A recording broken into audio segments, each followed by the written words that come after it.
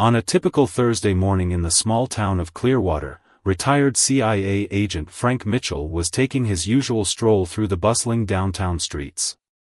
His life after the agency had been everything he hoped for: peaceful, quiet, and free from the chaos he'd grown used to during his decades of covert operations. At 62, Frank had earned his quiet mornings, savoring his time at the local coffee shop, where he'd sip his espresso and read the newspaper. No longer was he surrounded by dangerous enemies or political intrigue. The life of an ordinary man was a welcome change. He was just another retiree, blending in with the crowd of townsfolk, living in the shadows of his past. That morning, the weather was warm for early spring, and the streets were alive with people out on their daily routines. Frank had just left the coffee shop when he noticed a commotion ahead. A group of people were gathered around a police car, murmuring and gesturing with concern. Curious, Frank slowly approached, keeping a safe distance. He wasn't one to get involved, preferring to observe from the sidelines. But as he came closer, he realized the scene was escalating. The officer in question was aggressively speaking to a young man, someone Frank didn't recognize, and the tone of the conversation seemed to shift from simple questioning to something much more hostile. Frank was no stranger to tense situations.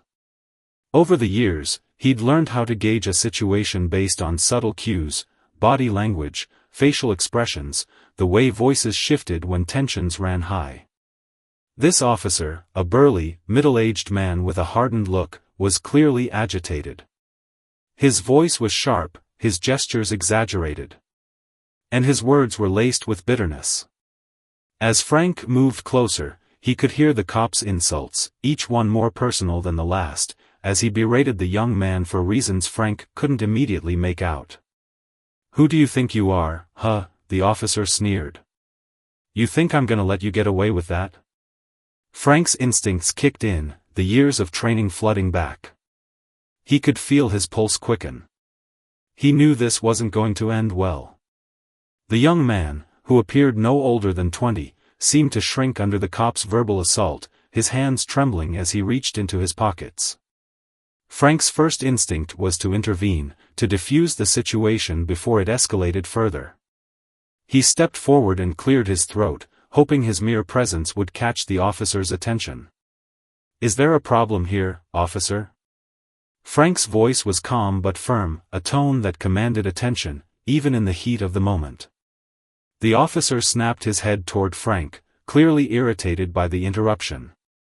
His eyes, cold and narrowed, scanned Frank's face, as if assessing whether he should engage in another confrontation or ignore the old man altogether. "I don't need your help, buddy," the officer growled. "Why don't you just keep walking?" But Frank didn't back down. His instincts told him this wasn't just a simple case of police overreach, there was something more here. He noticed the way the officer's posture had stiffened, how his hand subtly hovered near the holstered gun on his belt. Frank knew that look. It was the look of someone who felt in control, someone who believed they had power over others. It was a dangerous combination, power without accountability. "I'm not here to cause trouble," Frank said, stepping forward just slightly, his calm demeanor challenging the officer's aggression. "But I think it's time you took a step back before this gets out of hand." For a split second, Frank thought he saw a flicker of hesitation in the officer's eyes.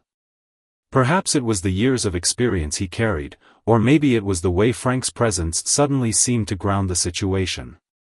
But before Frank could react, the officer did something entirely unexpected. Without warning, the cop shoved the young man hard, causing him to stumble back. The crowd gasped, but the officer wasn't finished. He turned back to Frank, his face red with anger. "You want to get involved? You want to be the hero, old man?" the officer spat, stepping toward Frank with a menacing grin. "I'm not afraid of you." Frank could feel the adrenaline surge within him. It wasn't the words that bothered him, it was the palpable threat in the officer's stance, the assumption that his uniform granted him unchecked power. Frank had seen men like this before. Men who relied on their badge to push people around, to feel superior. Listen, I don't want any trouble, Frank said, his voice a bit firmer now. But I'm not going to let you push people around like this. And then, it happened. Without warning, the officer lunged forward, his foot connecting with Frank's stomach in a swift, brutal kick. Frank's body jerked back with the force of the blow, and for a moment, he lost his balance. The pain shot through his gut, but it wasn't the pain that shook him, it was the suddenness of the attack. The officer had crossed a line, and Frank could feel the anger bubbling inside him. The crowd stood frozen, shocked into silence. No one moved, no one intervened. Frank steadied himself, his breath coming in short bursts as he regained his balance. He could feel the years of training coming to the surface. His mind, once again sharp and alert, began processing the situation in split-second decisions. His first instinct was to walk away, to ignore the cop and just go home. But then, something inside him clicked. This wasn't just about him. It wasn't about some old man getting kicked around. It was about something bigger, a moment where the system, the power dynamic, was on display for all to see. The officer stepped back, clearly expecting Frank to cower, to back down. He sneered, his face twisted with superiority. "Go on, old man," the officer taunted. "You gonna walk away now? Or do I need to remind you who's in charge here?" Frank stood tall, his posture unwavering. His gaze didn't shift from the officers, and a sense of calm washed over him. The pain in his stomach was still sharp, but it wasn't the physical pain that consumed him, it was the principle at stake. The officer wasn't going to win this, not today. Frank's mind flashed back to the countless confrontations he'd faced in his former life, the dangerous, high-stakes missions where life and death were decided by split-second decisions. This was no different, even if it seemed like it was. "I've seen worse than you," Frank said quietly, his voice carrying just enough to be heard. "And I'm not afraid of you." The officer's eyes narrowed, a flicker of uncertainty crossing his face. For a moment, he seemed unsure of how to respond. It was clear he wasn't used to people standing up to him, especially not an old man who didn't seem to fit the profile of someone willing to fight back. Frank took a step forward, his body language calm but determined. He wasn't looking for a fight, but he wasn't going to walk away, either. He had seen enough to know that this was the moment where things would change, for better or worse. The crowd remained still, their eyes shifting between Frank and the officer, waiting for the next move. The tension in the air was palpable, an electric charge that crackled through the group like static. Every breath, every movement felt magnified, and Frank knew that in this moment, the world was watching. It wasn't just about a cop and a retired agent anymore. It was about a moment of truth.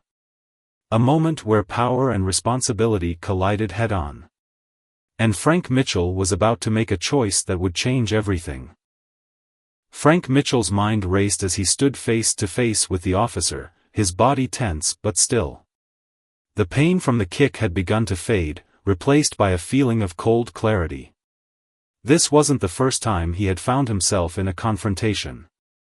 It wasn't the first time someone had underestimated him or thought him too old, too slow, or too far removed from the world of action. But unlike the high-stakes operations he had once been a part of, this moment felt deeply personal. It wasn't just about protecting himself, it was about standing up for something greater, something he had fought for his entire career, justice. The cop's attitude, the way he seemed to relish the power he wielded, reminded Frank of all the wrongs he had witnessed in the world, the injustices he had been part of trying to undo. As he stood there, Frank's thoughts briefly flashed back to his years in the CIA. He'd been recruited straight out of college, a young man with a strong sense of duty, eager to serve his country. The agency had seen potential in him, and his mind, sharp and adaptable, had made him an ideal candidate for the dangerous, clandestine operations he would eventually become a part of. He'd trained in the most extreme conditions, honing his skills in hand-to-hand combat, espionage, and covert operations. He'd seen the world through the lens of a man who had to navigate a world of shadows, making difficult choices in the name of national security. He'd worked undercover in some of the most volatile regions of the world, where life was cheap, and betrayal was a constant threat. He had learned not to trust anyone, not even his own instincts at times, because in the field, uncertainty was a constant companion. He had survived wars, assassinations, double crosses, and had even narrowly escaped death on several occasions.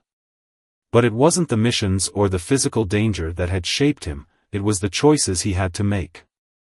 Secrecy, and the ever-present threat of danger that had once defined his existence. He bought a small house in a peaceful neighborhood, tucked away from the bustling city. He spent his days fishing at the lake, volunteering at the local Veterans Hall, and living out his golden years in solitude. It was a simple life, but for Frank, it was perfect.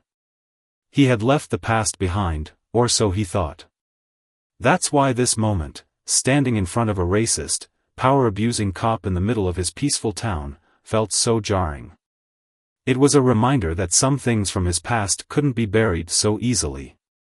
It was a reminder that injustice had a way of finding him, no matter how far he ran. The officer, still looming over Frank, cracked his knuckles, a menacing smile creeping across his face. "You really think you can stand up to me, old man? You've had your day. It's over." His voice was dripping with contempt, his eyes full of hatred.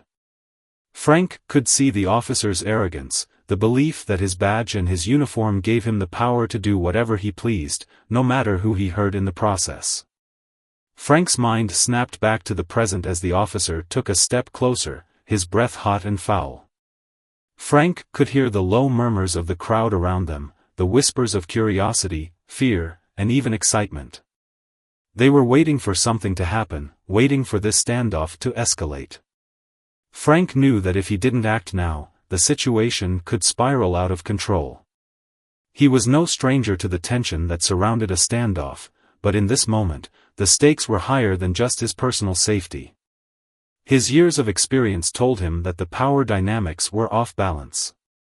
This wasn't just a routine encounter, this was about the abuse of power, the degradation of someone's dignity. He couldn't let that slide. His mind went back to a training exercise years ago, during his early years in the CIA. He had been in a remote location, surrounded by hostile forces. There was a moment when he had to decide whether to confront an enemy in the shadows or retreat to safety. It was a choice between doing the right thing and surviving the situation.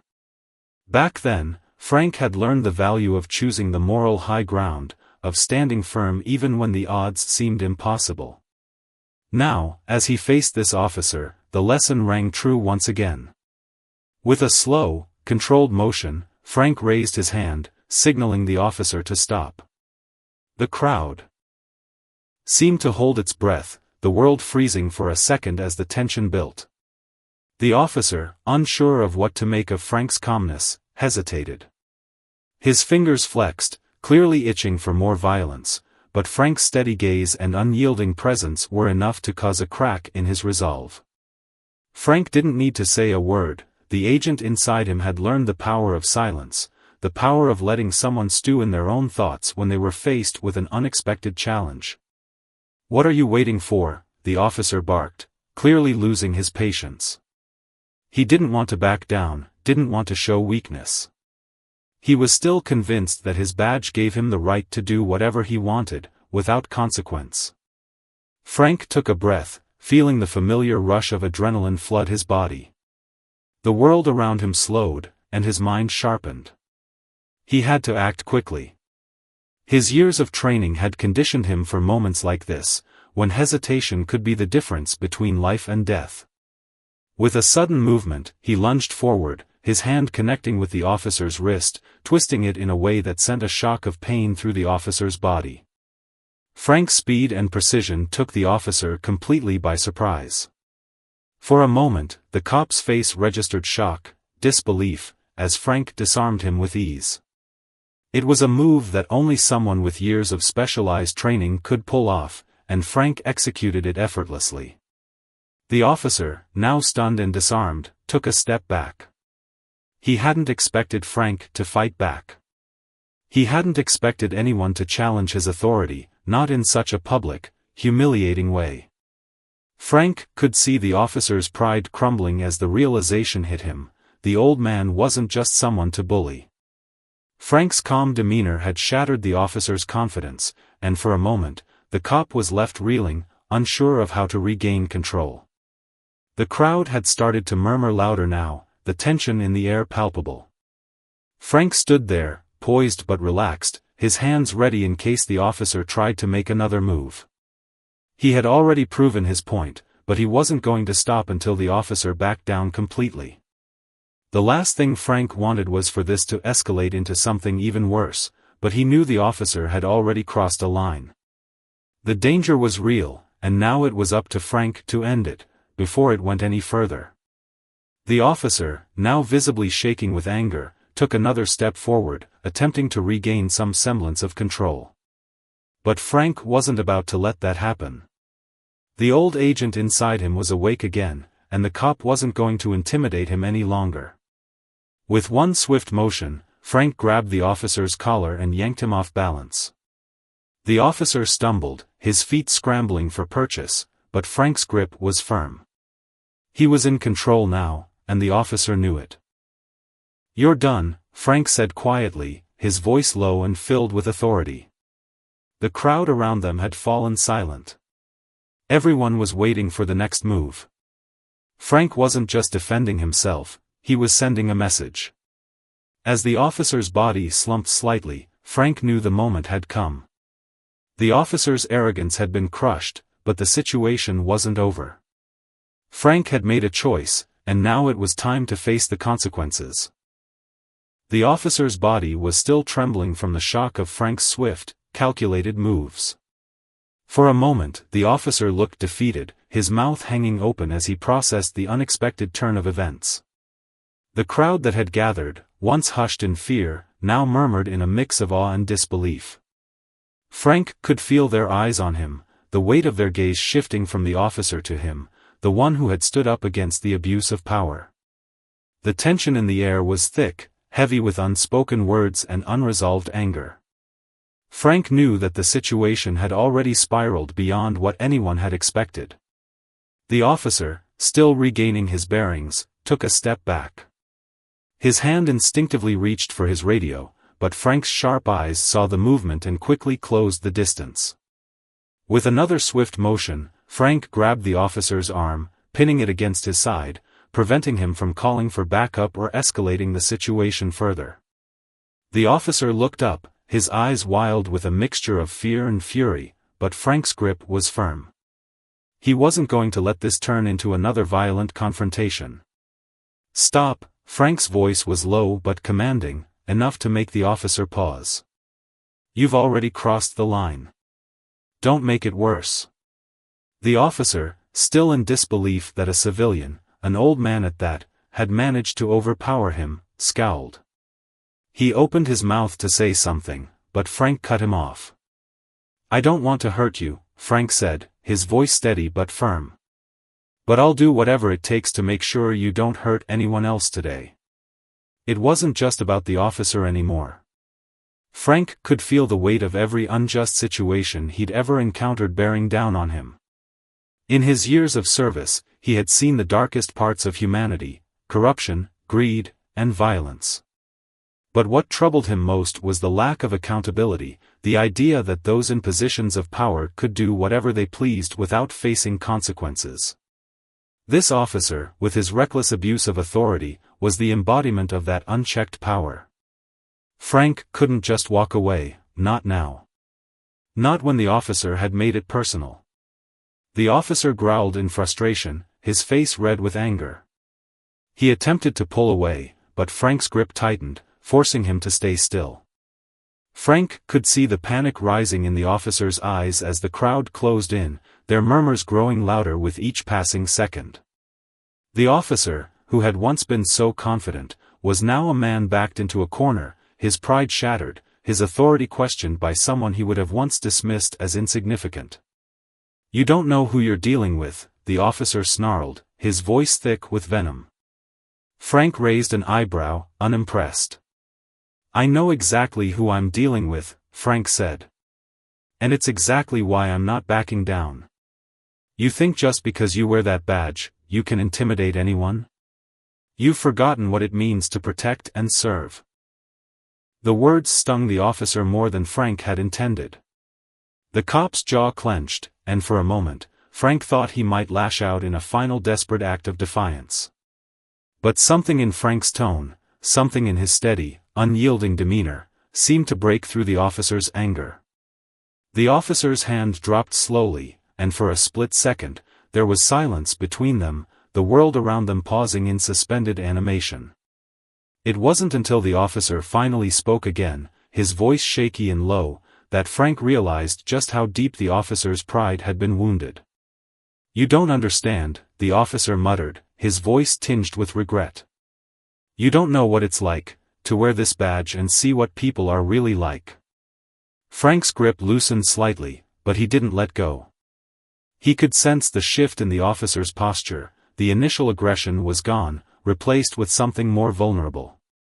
It was rare for Frank to see a man, especially one so full of bravado and confidence just moments ago, expose a crack in his armor. But in that moment, the officer wasn't just a symbol of law and order, he was a man, just like Frank, burdened with the weight of his own experiences and disillusionment. Frank had seen this before, men who had become consumed by their own power, their own anger, their own perception of what was right. And it was clear that this officer was no different.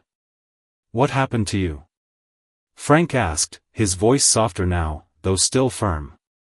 "What happened to the man who took an oath to protect people? To serve them? You think you're helping anyone by lashing out like this?" The officer's eyes flickered, but he didn't answer immediately. The words hung in the air between them, a silent acknowledgement of the deep, underlying issues at play. It wasn't just about the officer's actions in that moment, it was about everything that had led him to this point, the years of frustration, disillusionment, and perhaps even the feeling that the world had turned its back on him. The crowd was still, watching with bated breath, as Frank stood there, holding the officer in place, waiting for him to respond. Frank knew that the officer's answer, whatever it was, wouldn't be easy. But he also knew that this moment was more than just a personal victory. It was an opportunity for the officer to confront his own demons, to reckon with his own choices, and to understand the consequences of his actions. The officer's shoulders slumped slightly as he finally spoke. "I don't know," he admitted, his voice barely a whisper. "I don't know what happened to me. Somewhere along the way, I just lost it. Everything I've done, all the things I've seen, it just started to feel like I was fighting a losing battle." Frank took a deep breath, his grip relaxing completely. He could feel the officer's vulnerability, but it didn't excuse the actions he had taken. There was a long silence, the weight of their words lingering between them. Frank knew that the officer was a man who had been shaped by a lifetime of experiences, but those experiences didn't give him the right to abuse his power. It wasn't about excusing the behavior, it was about understanding it, so that something could change.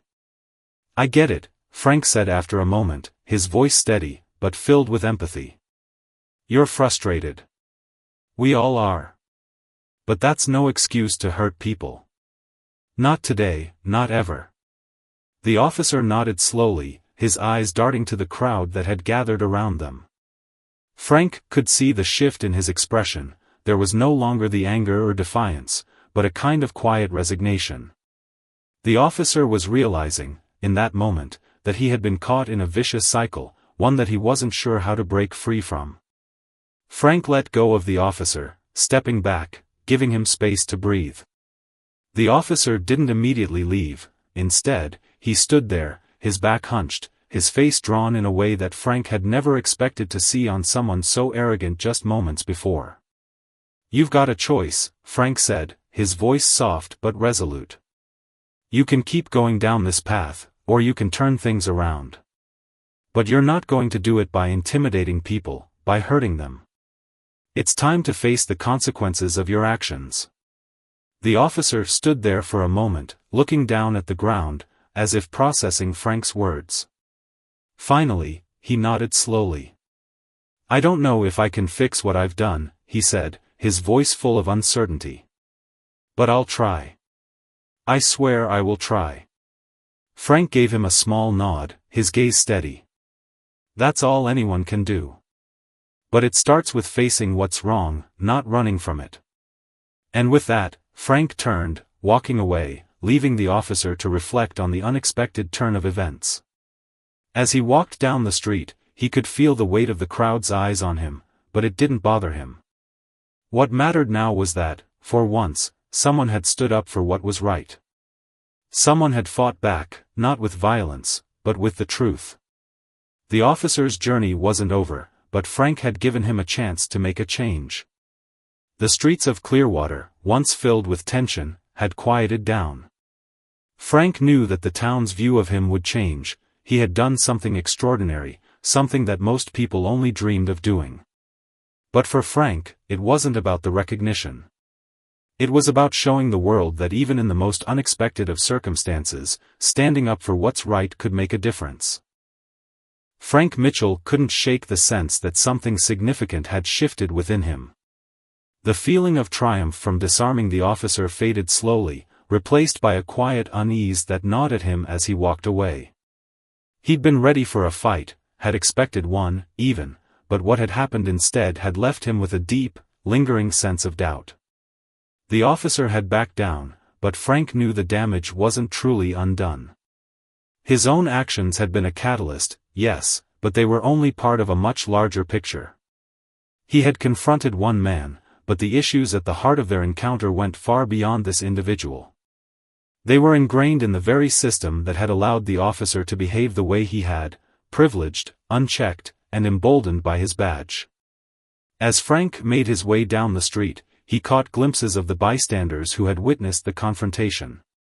Their expressions varied, some looked impressed, others anxious, and a few seemed to be reflecting on the moral complexity of the moment. He hadn't expected to be a hero to them. Frank had never been interested in fame or praise. But it troubled him that a community, as small as Clearwater, could be so divided, so unsure of where it stood on issues of power, authority, and justice.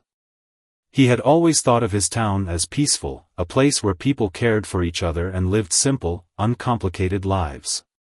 But what he'd witnessed that day, the officer's aggression, the crowd's mixed reactions, had uncovered an undercurrent of tension he hadn't been aware of before. The sun was beginning to set as Frank made his way home, the golden light casting long shadows across the sidewalk. He didn't immediately head inside. Instead, he stood in the front yard of his modest home, staring out at the horizon. His fishing gear was in the garage, his quiet haven. The thought of going back to that place of solace was tempting, but it didn't seem right. Frank was a man who had seen too much to simply retreat when things got uncomfortable. The events of the day were far from over, and he knew it.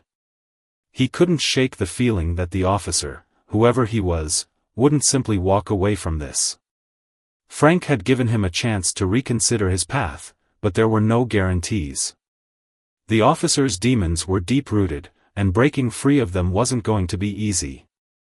In the same way that Frank had come to terms with his own struggles over the years, his service in the CIA, the moral dilemmas he had faced, the scars he'd carried from the field, he knew that people didn't change overnight.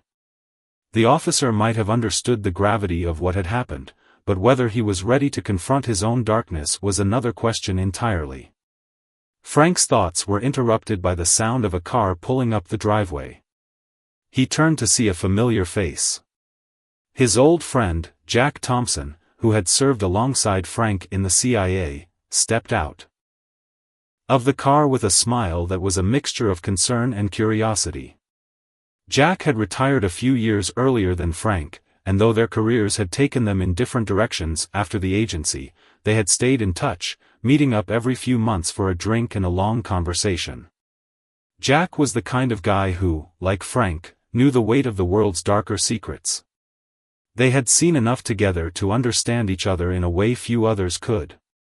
You look like you've been through a war, Jack remarked, raising an eyebrow as he walked toward Frank.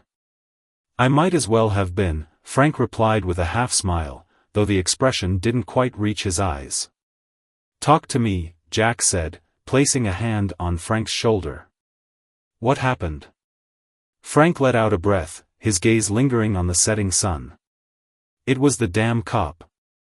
The one causing trouble in town. We had a run-in. Another one? Jack's voice was laced with disbelief. I thought things had calmed down after the last incident. He still hasn't learned his lesson? Frank nodded slowly. I don't think he's the only one who needs to learn. The whole town has something to answer for. This cop, he's just the tip of the iceberg.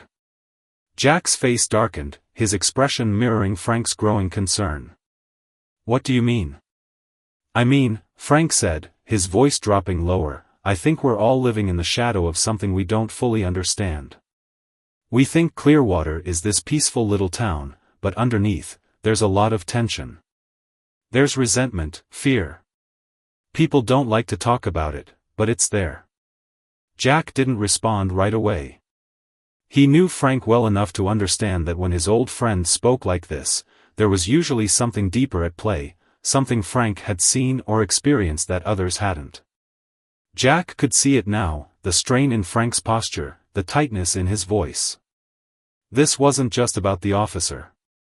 It was about something more. Something personal. You don't think it's just one cop, do you?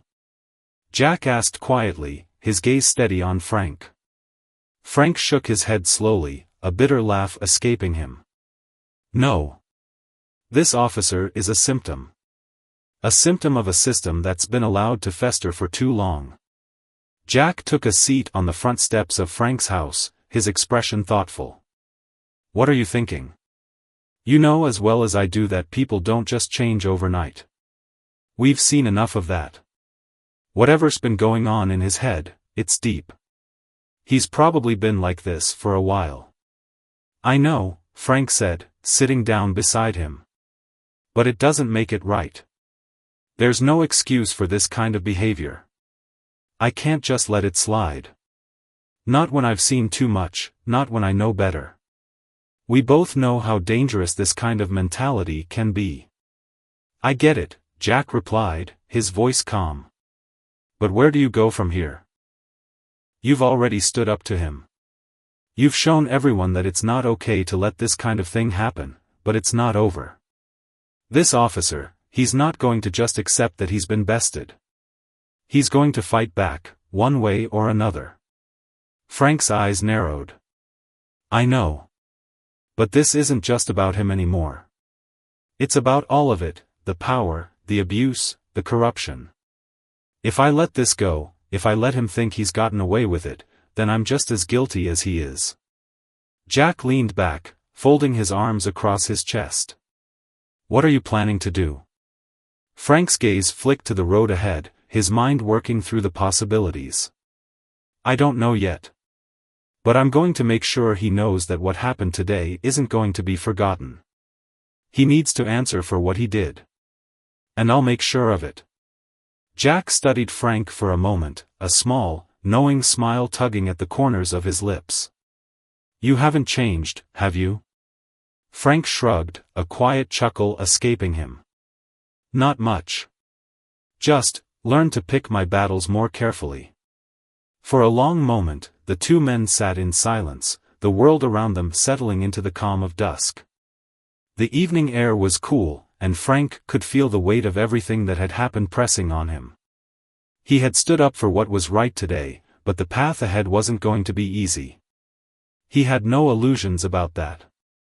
The officer wasn't just going to roll over, and the community wasn't going to change overnight. Frank's actions might have started something, but they were only the beginning. Jack finally broke the silence. You're right, though. This isn't just about one man. It's about all of us. All these years we've been quiet, thinking things were fine. But something's been wrong for a long time. And maybe it's time we all start facing that. Frank nodded, his thoughts aligning with Jack's words. This wasn't just his fight. It was everyone's. The officer, the town, the system, he'd touched on something deeper, and now it was out there for everyone to see. What happened next was up to them.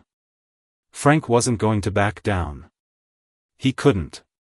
But the real challenge, he realized, was not just confronting the officer or any one person, it was confronting a system that had been broken for too long, a system that wasn't just flawed, but deeply corrupt. The fight wasn't over. In fact, it was just beginning. The days that followed the confrontation were a blur of rising tension and restless anticipation. The town of Clearwater, a place that had always prided itself on its small-town charm, was now a battleground. A battlefield not of physical force but of ideals, values, and the uneasy realization that the way things had always been wasn't necessarily the way they should have been. Frank Mitchell found himself at the center of it, though it wasn't a place he had ever sought. In the wake of the incident with the officer, people started to talk, to question things they hadn't questioned before.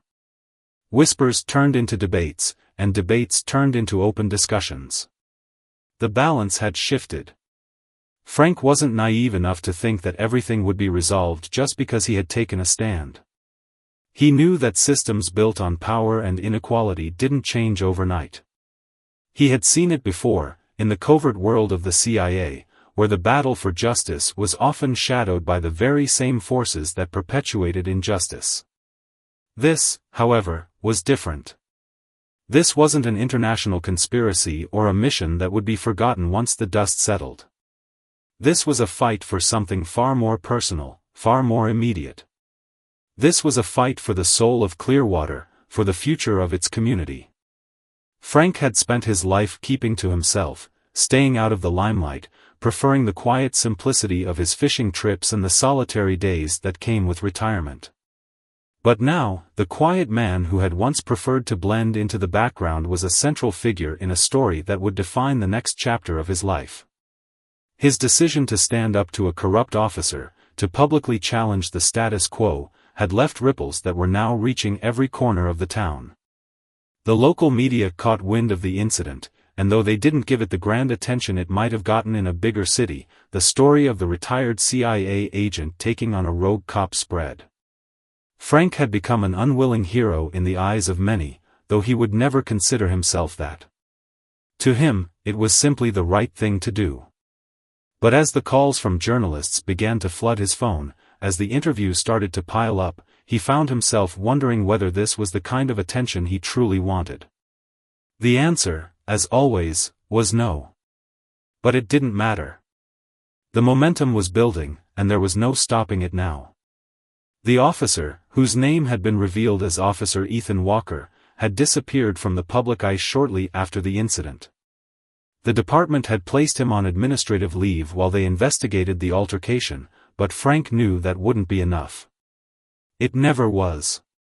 Internal investigations had a way of sweeping things under the rug. It was the way things worked in the system.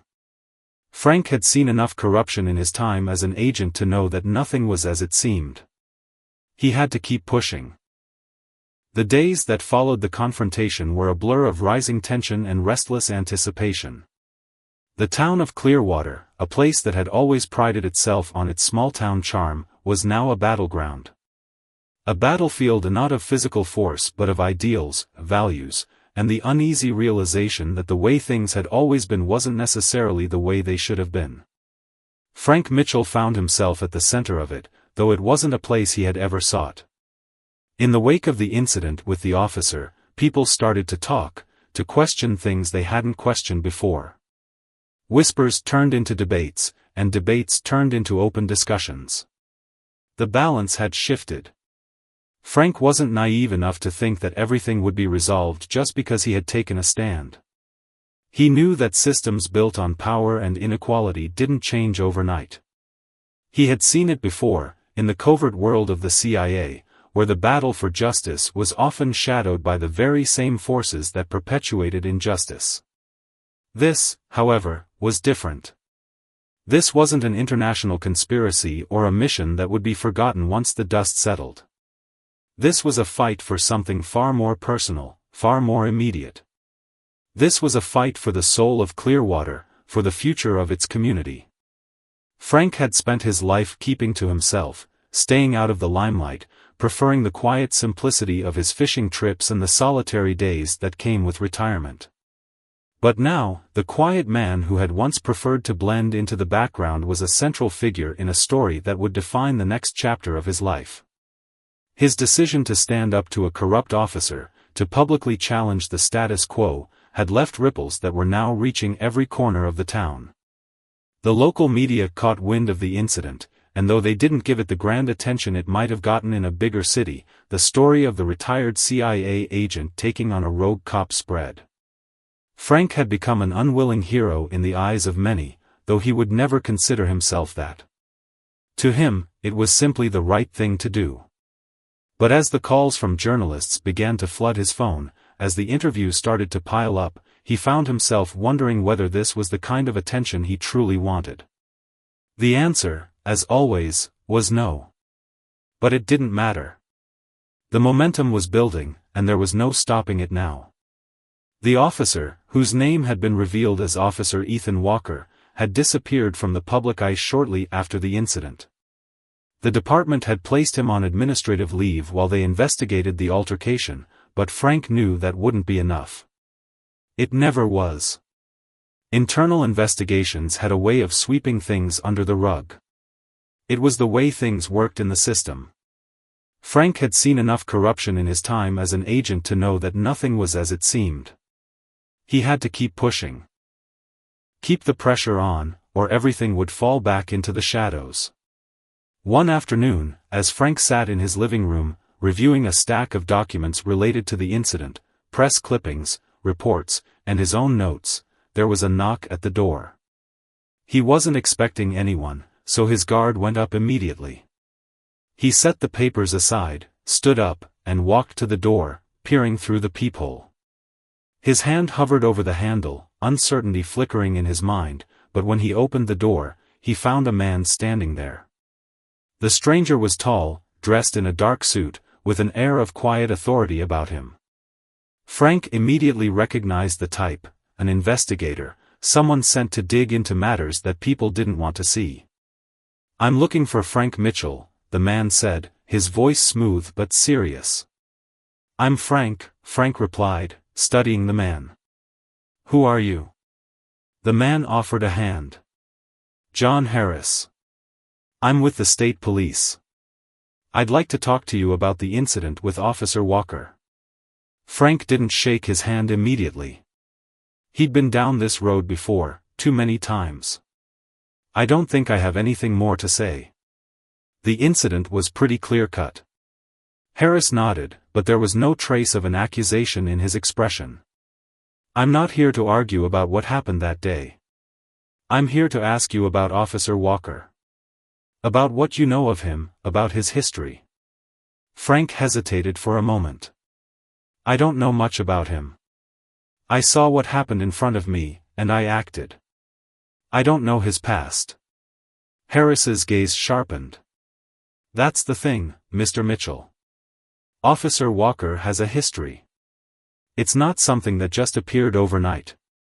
He's had multiple complaints filed against him, but nothing ever came of them. It's a pattern."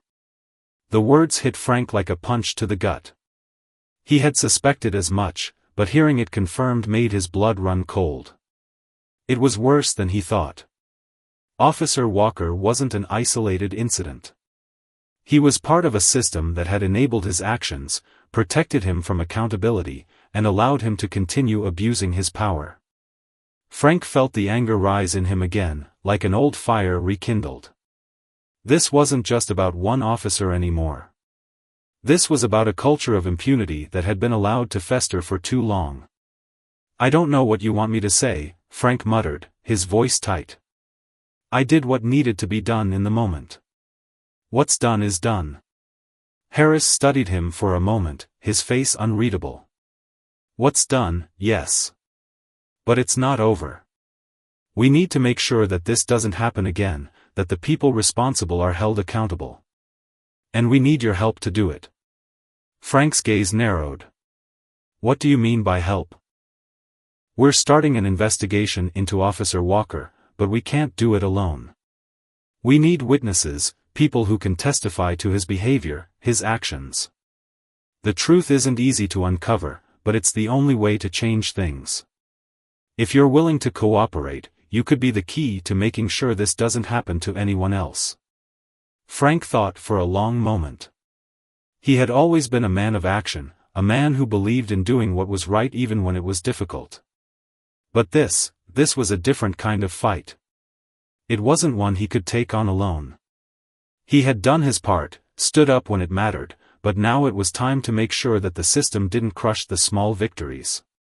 He wasn't going to let Officer Walker slip back into obscurity, not this time. I'll help, Frank said finally, his voice calm but resolute.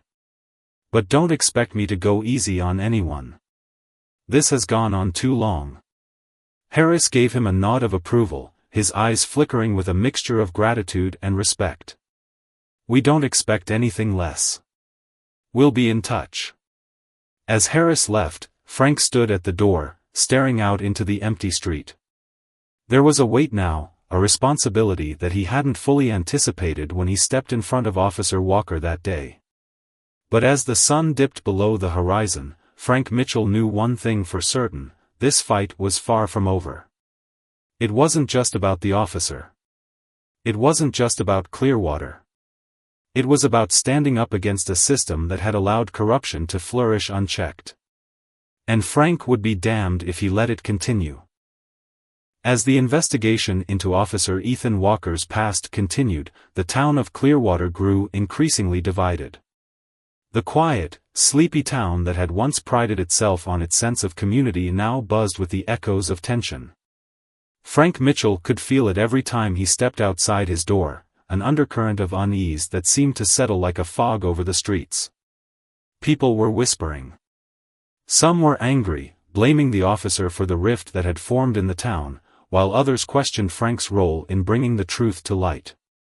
A man who had never wanted attention was now thrust into a conflict that had touched the heart of everything he thought he knew about his home. Every morning, as Frank sat with his coffee, watching the world wake up from his front porch, he found himself reflecting on what had happened. What had changed within him since that moment in the street? That day had been a crossroads in his life, but the more he thought about it, the clearer it became. It wasn't just the officer's abuse of power that bothered him, it was the silence from those around him, the way people had turned a blind eye to the injustice until it became undeniable. Frank had spent his career in the CIA fighting for the things that mattered, but he realized now that even in the smallest communities, the battle for what was right was never truly over. The fight for justice wasn't just about grand gestures or undercover missions, it was about standing up when no one else would. But as he sat there, reflecting on his own internal struggles, he couldn't shake the feeling that the fight was far from over. The more the investigation into Walker progressed, the more complicated it became. Harris, the state police investigator, had kept in close contact with Frank, updating him on the developments. It had become clear that Officer Walker wasn't just a rogue cop. He was a product of a system that allowed him to get away with his actions. Complaints about Walker's behavior had been brushed aside for years, dismissed by the very people who were supposed to be holding him accountable. It wasn't just Walker who needed to be confronted, it was the entire culture within the police department, a culture that had allowed power to go unchecked for far too long. The pressure of being part of something so much larger than himself weighed on Frank. He had no desire to become a symbol for justice, nor did he want to be thrust into the spotlight. But he realized now that he had no choice. What was happening in Clearwater was part of a much bigger picture. People were beginning to question their own complacency, to ask why things had gone on for so long without anyone saying anything. This wasn't just about one man's actions. It was about the community's complicity in allowing the abuse to continue. Frank had been forced to become more than just a witness, he had become a catalyst for change, whether he wanted to be or not. The more Frank spoke with Harris, the clearer it became that Officer Walker wasn't the only one with a history of misconduct. The state police had begun uncovering a pattern of behavior among other officers in the department. Allegations of brutality, harassment, and corruption were now part of the broader investigation. It wasn't just a few bad apples, it was a culture of corruption that had taken root. And the more Frank learned, the more determined he became. If this town had any chance of healing, they needed to confront the truth, no matter how uncomfortable it was. As the days wore on, Frank continued to dig into Walker's past, hoping to uncover the key piece of evidence that would finally bring justice. He interviewed people who had known Walker, former colleagues who had seen his behavior but had never spoken out. Some were afraid of losing their jobs, others were afraid of retaliation. But Frank's persistence paid off. Slowly, people began to open up. One former officer, now retired and living in another state, spoke to Frank over the phone, sharing stories of the officer's escalating behavior, the way he'd used his power to intimidate and manipulate others. "I should have said something," the retired officer admitted, his voice thick with regret. "We all should have. We saw it happening, but we kept our heads down. Thought it wasn't our problem. I was wrong." Frank listened closely, taking notes. Every piece of information, every memory, brought him closer to the truth, and closer to the moment when this story would finally reach its end. But despite the breakthroughs, Frank couldn't shake the feeling that it wasn't just Walker and the department that needed to change. The entire town had to confront its own shortcomings. There had been so many who had turned a blind eye, so many who had simply accepted the way things were. This wasn't just about one officer, it was about a system, about an unspoken agreement to tolerate what had been happening for years. A week later, Frank met with Harris at a small diner on the edge of town. The place was quiet, a typical small-town establishment, the kind of place where everyone knew everyone's name. It was the perfect spot for a private conversation, and they needed one. Frank hadn't been home much lately, between the interviews and the investigations. But now, with the town on edge and tensions rising, he needed to know where things stood. Harris arrived early, as he always did. He was already seated at a corner booth when Frank walked in, and he waved him over with a serious look in his eyes. Frank took a seat across from him, his expression guarded. Harris didn't waste time with pleasantries. "I've got news," Harris said, leaning in. "We're ready to move forward with the charges. We've got enough evidence to bring Walker in for questioning. But here's the thing, this won't end with him." Frank raised an eyebrow. "What do you mean?" "The department's corrupt," Harris said bluntly. "And it's not just Walker. We've got a handful of other officers involved in similar incidents. There's a culture of abuse and cover-ups. We're going to have to go public with this, Frank. It's the only way to make sure the whole system is exposed." Frank felt his heart race. He had suspected as much, but hearing it confirmed made his blood run cold. This wasn't just about one man anymore. It was about a collective failure, about the very fabric of the town's trust in its law enforcement being torn apart. It was a betrayal that ran deep, and Frank knew that bringing it all to light would come with its own set of consequences. He wasn't naive. This would not be easy. The backlash would be fierce, and the town would never be the same. "I'm in," Frank said, his voice steady despite the whirlwind of thoughts in his mind. "Let's do it. Let's bring this to light." Over the next several weeks, the investigation exploded into public view. As the press got involved, the once quiet town of Clearwater became a focal point for state and national news outlets. The story of Officer Walker's abuse of power, and the investigation that followed, sent shockwaves through the community. Some rallied behind Frank, cheering for his courage, while others blamed him for airing the town's dirty laundry. The debate over what was happening in Clearwater divided families, friends, and neighbors. But through it all, Frank stood firm. He knew the road ahead would be difficult, but he believed in the righteousness of what he was doing. It wasn't just about exposing the officers, it was about giving people the courage to confront their own fears, their own complacency. He knew that if they didn't take a stand now, things would never change. In the end, the town of Clearwater would never be the same. The investigation brought justice, but it also tore apart the illusion of the peaceful, perfect town that had always been. As Frank stood at the center of it all, he couldn't help but wonder, had it been worth it? Had the truth, painful and raw as it was, been worth the cost of exposing the lies that had held the town together? The answer, he realized, was yes. Because sometimes, the truth wasn't just something you discovered. It was something you had to fight for. And that was a fight Frank Mitchell was willing to take, no matter the cost.